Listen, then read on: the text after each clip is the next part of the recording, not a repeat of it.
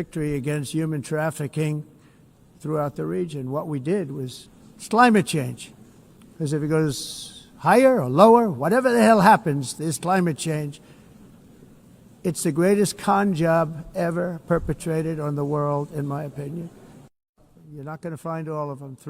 More than 300,000.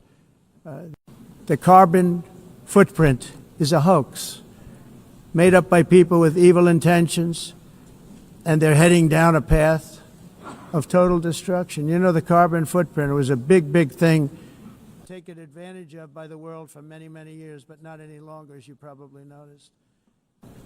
At extreme cost and expense, Europe reduced its own carbon footprint by 37%. Think of that.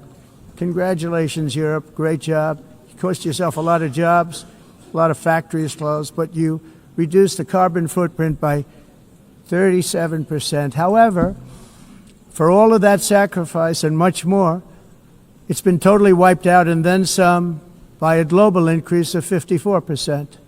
Double-tailed monster destroys everything in its wake, and they cannot let that happen. So all of these countries are working so hard on the carbon footprint, which is nonsense, by the way. It's nonsense. You know, it's interesting. In the United States, we have still radicalized environmentalists, and they want the factories to stop. Everything should stop. No more cows. We don't want cows anymore. I guess they want to kill all the cows. They want to do things that are just unbelievable.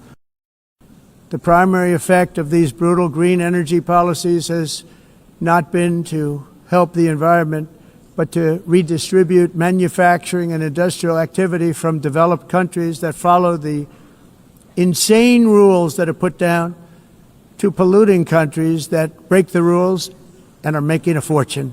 They're making a fortune. Farmers and workers and warriors and explorers and patriots, they built towns.